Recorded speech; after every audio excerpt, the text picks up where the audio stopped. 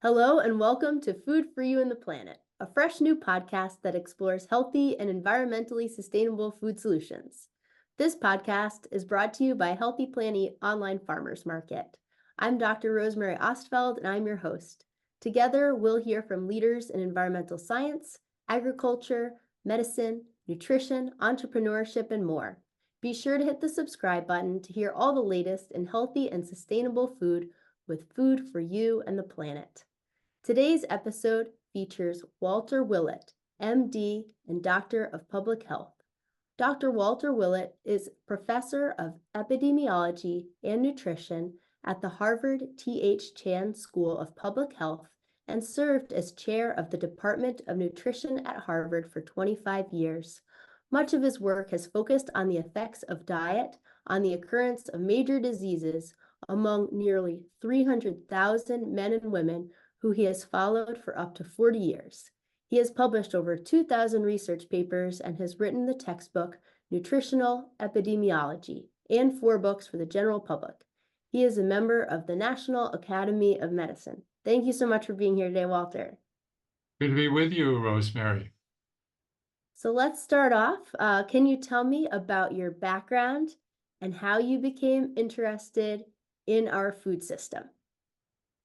Well, food has been part of our family for a long time. I grew up in Michigan and Wisconsin, and our family in Michigan has been dairy farmers for 5 generations. My early years were spent on a research farm, actually, outside of Madison.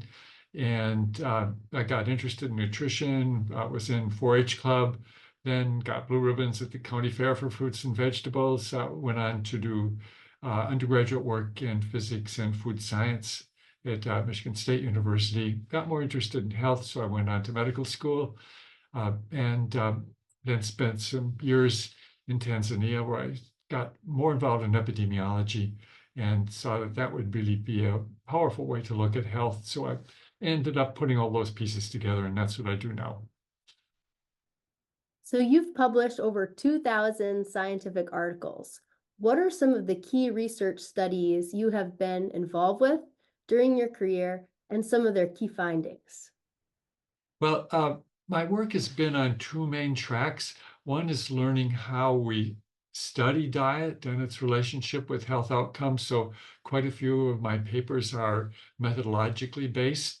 And perhaps most importantly, it really showed that we could measure what people eat over a long period of time. And documenting that was, of course, fundamentally important to work in our field. In terms of applying this kind of research to large populations, as you mentioned, we follow almost 300,000 people beginning in 1980, tracking what they eat and what happens to them. And we've learned a lot in the meantime. I can't really go through everything we found. That 2000 is a few years ago, actually. We have quite a lot more papers published more recently. And some of them, for example, were looking at fat intake and cancer outcomes. It was thought when we started that fat in the diet was the main factor underlying cancer risk. We showed that wasn't true, but the type of fat is very important. We showed that trans fat was strongly related to heart disease risk. Unfortunately, we've then been able to get that out of the food system. So lots of specific findings. But perhaps most importantly was our recent paper looking at the EAT Lancet Commission charge of how we can feed what will be about 10 billion people a diet that is both healthy and environmentally sustainable. And a lot of that work did draw on the research we've had looking at the diet and health part of the picture. What are some of the leading causes of disease and death in the United States? And what can people do to improve their health? Certainly, smoking is responsible for a lot of the mortality and morbidity that we've had, but fortunately, we've made great progress in reducing smoking. It was, when I started off, about 60% of men were smokers in the United States. It's down to about 10% now, so major progress. And so now, most of the estimates are that food is related to about a third, maybe more than a third of the deaths. And that includes inadequate intake of health promoting factors and too much of some factors in the diet. So there's no specific thing we can do to shift toward a more healthy diet. There's lots of pieces, but certainly information and awareness is really an important starting point. How have diets in the United States and the world been changing, and what are some of the public health risks people face due to current dietary trends?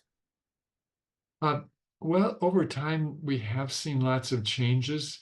Back in the 1950s, we were eating more traditional northern climate diet that was very high in animal fat and mainly from red meat, dairy foods.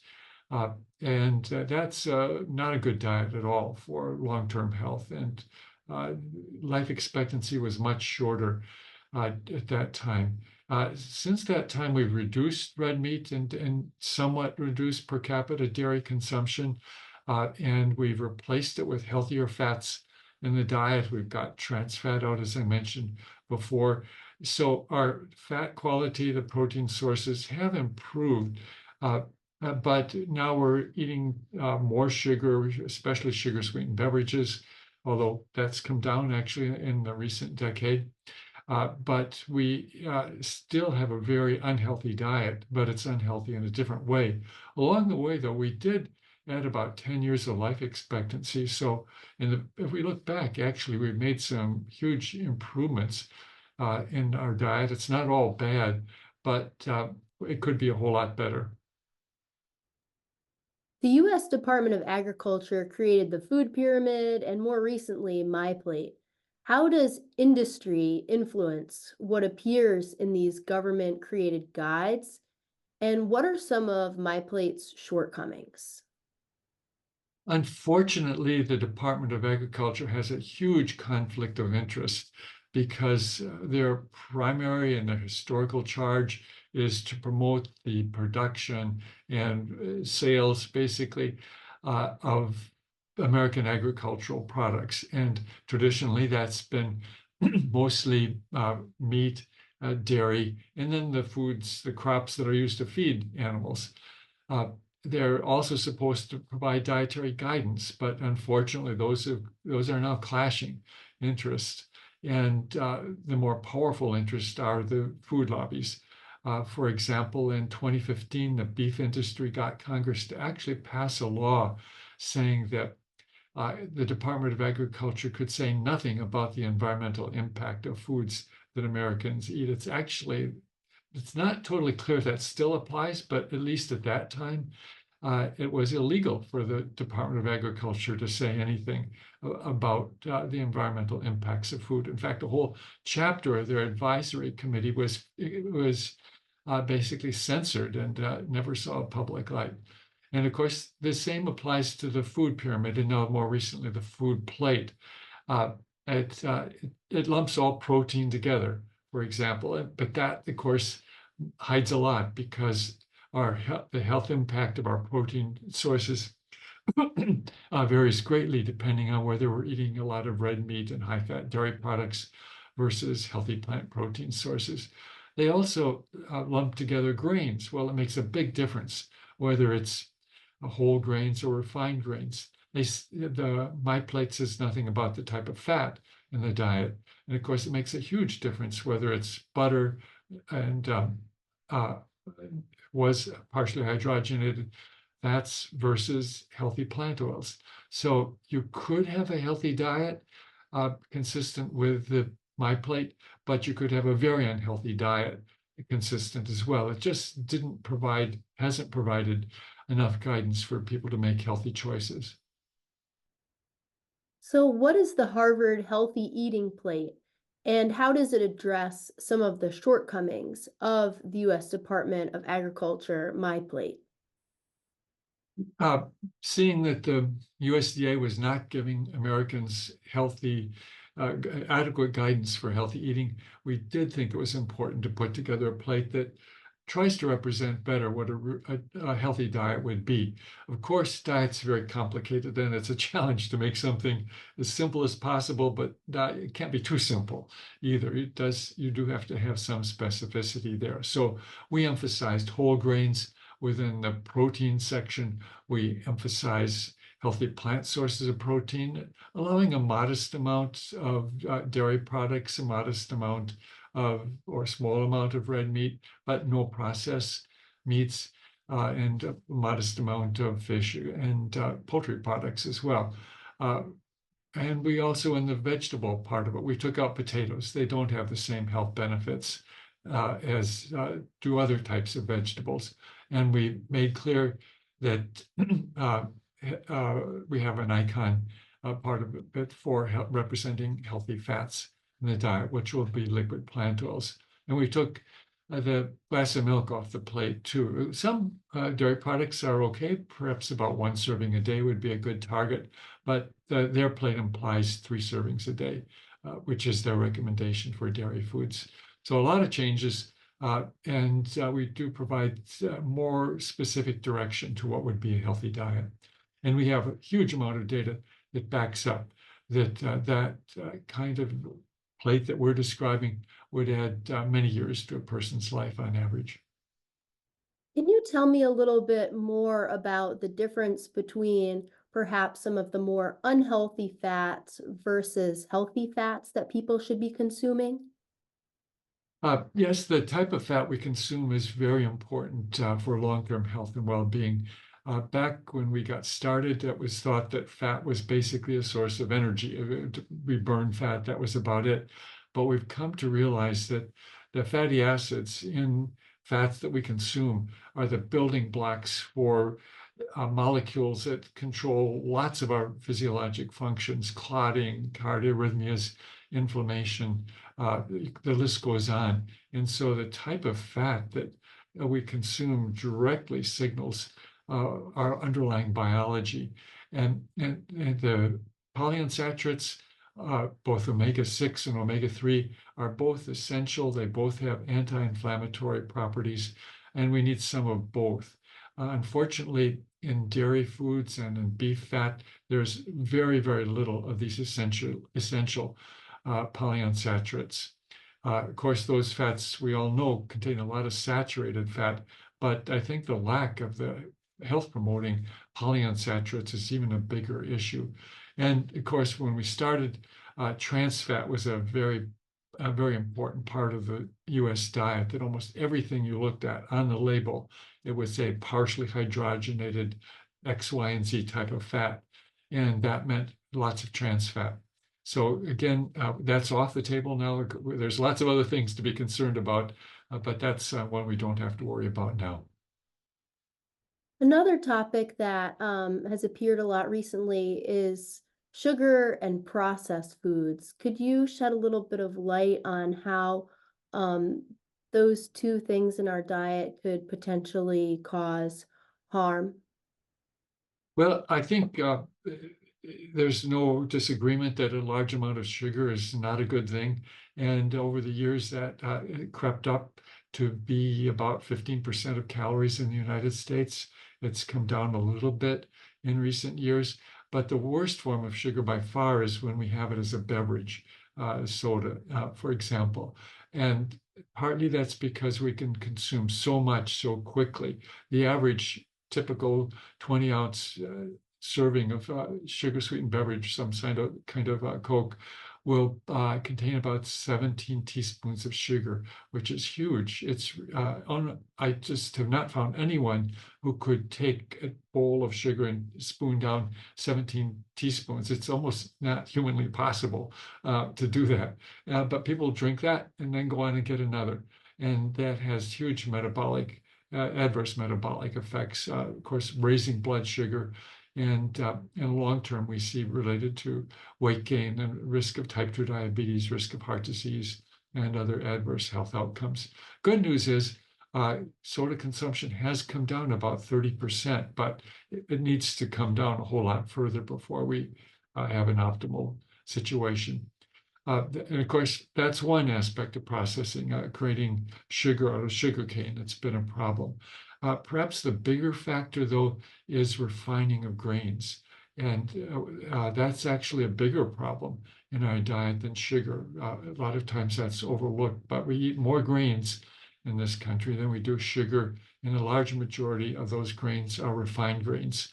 When we refine whole grains, we strip away about 2/3 of the minerals and vitamins and fiber uh, uh, and uh, and healthy fats as well. And we're left with starch, which is very quickly converted to blood sugar when we consume starch. So we we have all this rapidly absorbed sugar, what turns to sugar, and essentially the refined grains are depleted for essential nutrients.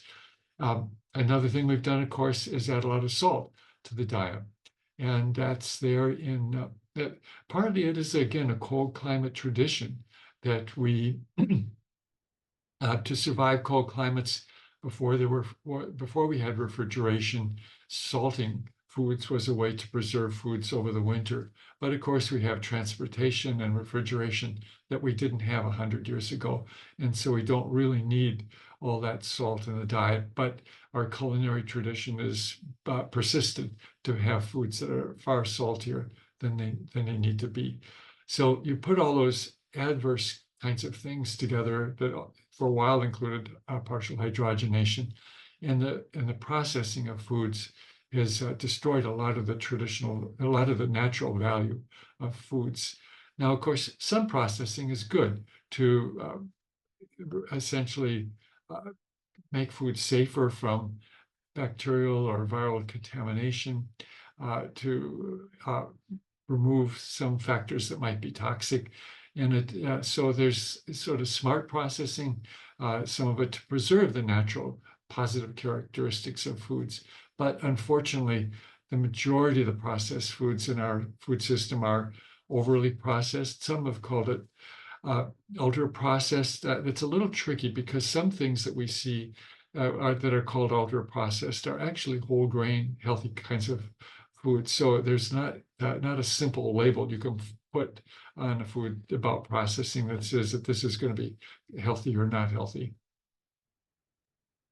You served as the co-chair of the EAT Lancet Commission, which brought together over 30 researchers from around the world to define an optimally healthy diet from an environmentally sustainable food system. Can you share some of the key findings of the EAT Lancet Commission? Yes, this was a major undertaking, and it was really a great opportunity because it brought together scientists from different disciplines, not just nutrition, but also agriculture, earth scientists. And our charge was to identify a path where we could feed what will be about 10 billion people by 2050, a diet that is both healthy and sustainable. So our first job was to define a healthy diet, which of course everybody agrees, yes, we should have a healthy diet. But then when you start to put numbers on the parts of the diet, then that gets complicated.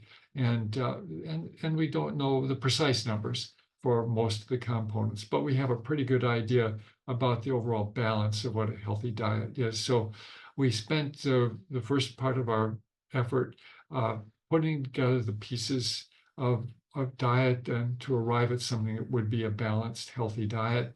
And then we looked at whether this could be produced and for the total world population in a way that would be healthy and sustainable. In the end, we found that it could be. And we then did some analyses to look at how much mortality and morbidity we might prevent if everyone had what we identified as a healthy diet. And we've recently published some work on that. We saw that this could prevent about 11 million premature deaths per year. That's about 19 to 24% of total premature deaths around the world. We've updated that analysis. It looks like that number is actually going to be a little bit higher. And we also showed that if we adopted this kind of diet, we could have very positive environmental impacts. For example, land use in the United States could be reduced by about half. basically because we'd be consuming food more directly, for example, whole grains or soy products, instead of feeding it to animals and then eating the animals, which is extremely inefficient. So there's very major health benefits and environmental benefits. And I should mention this overall mortality was not just reduction in heart disease. We saw that every major cause of death would be lower if we adopted this healthy dietary pattern. Lower cardiovascular disease, of course, but also lower cancer risk, lower neurodegenerative risk like dementia and Parkinson's disease, and also lower death from pulmonary disease. So a lot of benefits. The good thing, of course, is that if you use the culinary traditions from around the world, this kind of diet can be flavorful and enjoyable at the same time. There are some who are critics of the Planetary Health Diet, the dietary guidelines that arose from the EAT Lancet Commission. What are some of these criticisms, and what do you think is important for people to know so that they can choose a diet that is healthy for them and the planet? Mm-hmm. Well, one of the criticisms was that, of course, a lot of the criticism, I think the large majority coming from the meat and dairy sectors. We expected this, and they did not disappoint us, you might say. So, of course, they were saying, oh, it's going to be inadequate. It's a restrictive vegan diet that nobody's going to follow, and they'll have lots of nutrient deficiencies if they do. Well, first of all, it isn't a vegan diet. We did see that a moderate amount of animal sources of protein could be included if someone wanted to, although you could have a vegan diet and also be very healthy. It's what we've called, and others have it called, a flexitarian kind of diet that actually fits very well with the traditional Mediterranean diet, which has been studied extensively and shown to be very healthy. The numbers come out to be about 1 serving of dairy a day on average, and about 1 serving of another animal sources of protein, if you'd like it. But also, again, you don't have to have those. The emphasis would be on healthy plant sources of protein, such as nuts, legumes, and soy products. And of course, lots of fruits and vegetables and whole grains and healthy fats, as we talked about earlier. And we've, of course, done nutrient analyses on this, and they've shown that this will be very adequate. It is a little bit lower in calcium intake than the USDA says we need, but actually we've looked at this in detail, and the calcium requirements that are set in the United States are a lot higher than they really need to be, because those studies were just a few weeks in duration. And we know that to look at calcium balance, you need studies that are longer than a year. So our recommendations for calcium are actually, I think, quite misleading. And by the way, about twice as high as they are for the UK. Social media has contributed to some misconceptions about eating vegetables. Some of this relates to anti-nutrients, such as oxalates. What are anti-nutrients, and why are vegetables a critical part of a healthy diet? Yes, well, that's an interesting conversation. And of course, anti-nutrients are components of foods that might interfere with the absorption and digestion and metabolism of critical nutrients. In other words, they're blocking the absorption and ability to use essential nutrients in foods. And if you have a diet that is extremely high in these anti-nutrients, this can be a real source of issues. And that's particularly a problem in low-income countries where people are eating a major carbohydrate staple for maybe 70 or 80% of their calories, like just rice or just corn. And that can be a problem with anti-nutrients. And there are some in other vegetables too. If you eat way too much of some kind of vegetables and everything is out of balance, that could be an issue. So that's why balance and variety is really important in nutrition. And that's, of course, what we adhered to, what we came up with when we looked at when we developed the Planetary Health Diet. So there may be some anti-nutrients in the foods we eat. Oxalate is an interesting one, and it is an example that you can't eat too much of a healthy food. And we do see, for example, that people who have high spinach consumption do have higher risk of kidney stones. Actually, that's not from an anti-nutrient effect. It's just too much oxalate, which can crystallize in the urine and cause stones. So again, variety is important. In the United States, spinach is far and away the green that many people eat, and sometimes it's the only green that people eat. So a variety of greens is desirable too. It does go to show you can actually, spinach and greens are really healthy, really important. You can have too much of a good thing. And so again, balance and variety is really important. Some people claim that it is not possible to have a healthy diet without animal-based protein. So is it possible, and how can people avoid any potential nutritional deficiencies? Yeah.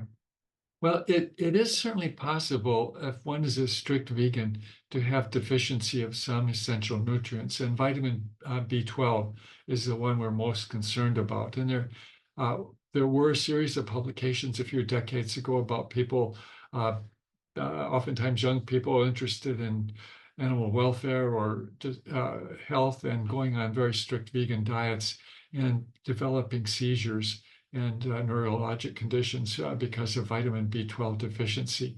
So if someone is having less than about 2 servings of animal sources of protein a day, I think it's a good idea to take a supplement. And just an ordinary multivitamin, multi-mineral will have plenty of vitamin B12 in it. And that costs less than 10 cents a day at my local drugstore right here. So it's very simple, very inexpensive. And now also you can, almost all of them have 800 or 1,000 international units of vitamin D. And that's something that most of us in New England don't get enough of anyway, because we live in a cold climate, and in the wintertime, there's not enough sunlight to generate vitamin D, and our levels can get quite low by springtime. So that's another reason to take a multivitamin.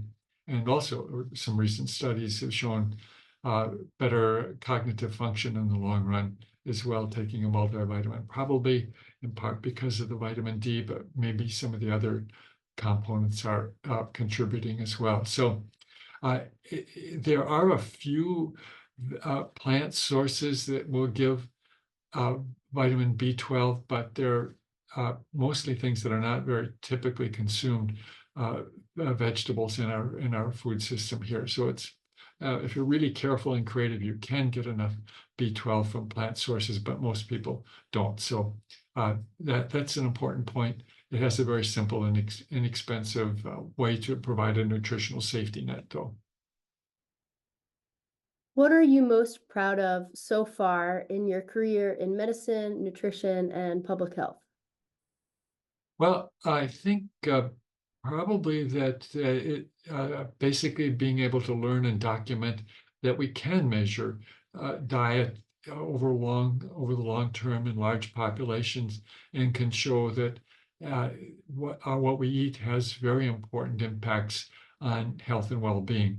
Actually, when we started, there was quite a good suspicion that our diet would influence our risk of heart disease, and that was mainly related to saturated fat and cholesterol. But what we've learned are many other aspects of diet that are important for health and well-being, and what we eat affects the well-being of almost every organ in our body. So we have a much bigger picture that we've been able to see now. We're still learning about some details, but we do have quite a very strong, well-supported picture of the overall direction we would want to go in for a healthy diet. Is there anything else you would like to add or share? Well, I think maybe at this time, keeping in mind that with almost everything we do, we should put on an environmental lens as well as our personal health lens. And what we do see that our food choices have a major impact on climate change and other environmental impacts as well. And what we eat is connected with the rest of the world because soy, corn, beef are all global commodities. What we might eat in New England has an impact on whether or not a tree is cut down in the Amazon or more land is plowed up for prairie. Prairie is plowed up for grains in the United States Midwest as well. So we are all connected. It's not just what we eat personally, but how our diets influence our environment. Excellent. Thank you so much, Walter. This has been a fantastic interview. I really appreciate your time and help. Thank you. Great to talk to you, Rosemary. Best of wishes for your work here. This is really important. Thank you.